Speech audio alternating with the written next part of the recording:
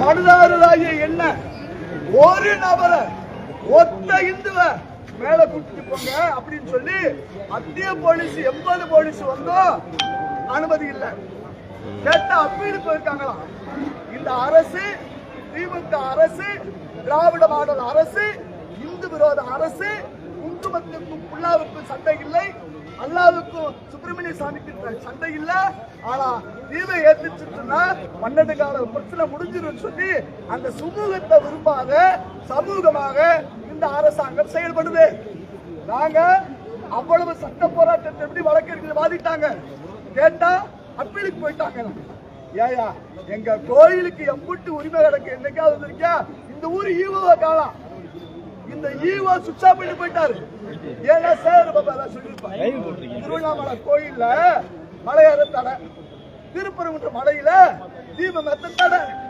ஆனால் நிச்சயமாக சத்தியமாக சொல்கிறேன், நீதிமன்ற அவமதிப்புக்கு உள்ளான காரணமான நபர்கள் மீது நிச்சயமாக நடவடிக்கை எடுப்போம்.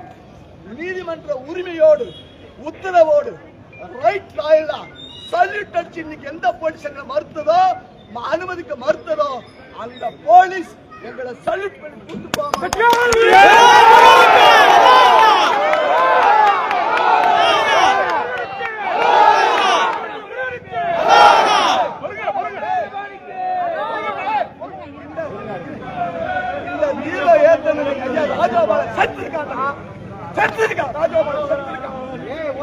எத்தனை பேர் உயிர்த்தாங்க.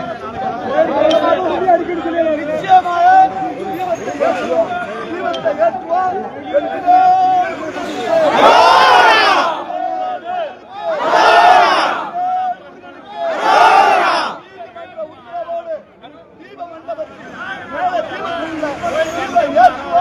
சத்யா சத்யா சத்யா